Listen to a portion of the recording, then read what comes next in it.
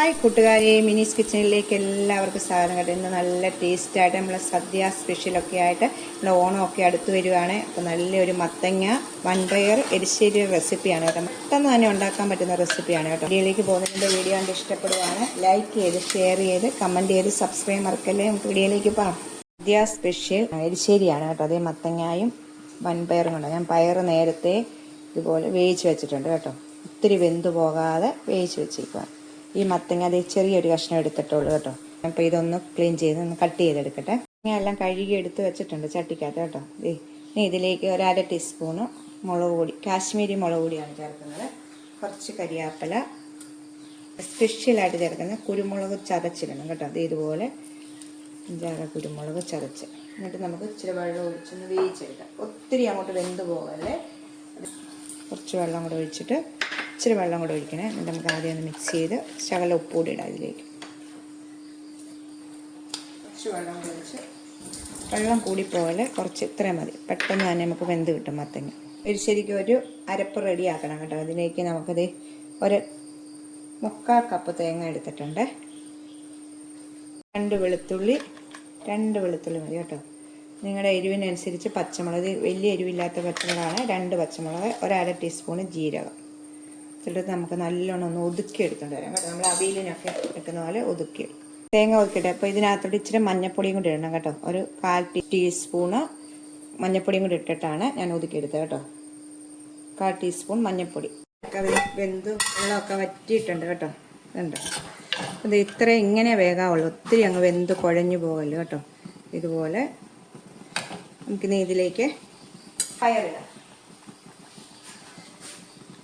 ചിക്കൻ്റെ പയറൂടെ ഇടാവേ. ശേഷം നമ്മൾ ഒതുക്കിയെടുത്തോണ്ട് വന്നിങ്ങനെ തേങ്ങയും കൂടെ ഇടും.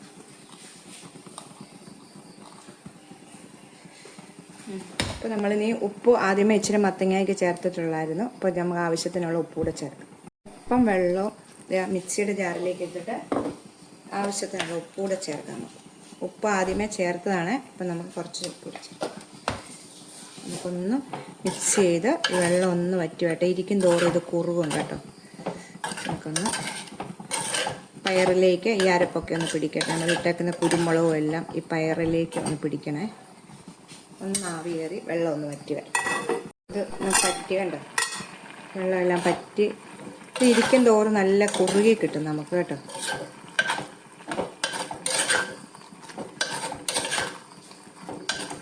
ഇതിനകത്ത് ഇച്ചിരി ഒന്ന് വറുത്തിടണം കേട്ടോ. തേങ്ങ വറുത്തിടണം. അതാണ് ഈ കറിക്ക് നമുക്ക് ടേസ്റ്റ് കിട്ടുന്നത്. ഇത്രയും മതി. ഇത് ഇന്നിപ്പം പറ്റി നല്ല. അപ്പോൾ ഉപ്പൊക്കെ ഉണ്ടോ എന്ന് നോക്കണം. ഈ സമയം തേങ്ങ വറുക്കാവേ വെച്ചിട്ടുണ്ട്. ഇതിലേക്ക് വെളിച്ചെണ്ണയാണ് ഒഴിക്കേണ്ടത് കേട്ടോ. വെളിച്ചെണ്ണയ്ക്കകത്ത് തന്നെ ഇത് വറുത്തിടണം, എന്നാലേ ടേസ്റ്റ് കിട്ടുന്നത് കേട്ടോ. വെളിച്ചെണ്ണ 1 ടേബിൾ സ്പൂൺ വെളിച്ചെണ്ണ വെച്ചിട്ടുണ്ട്. എണ്ണ ചൂടാകുമ്പോൾ ഇതിലേക്ക് 1/2 ടീസ്പൂണ് കടുകിടാം.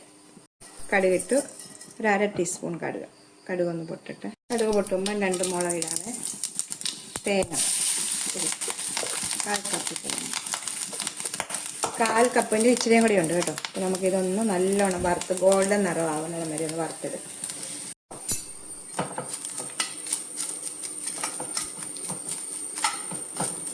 തേങ്ങ വറുത്തെടുത്തിട്ടുണ്ട് കേട്ടോ.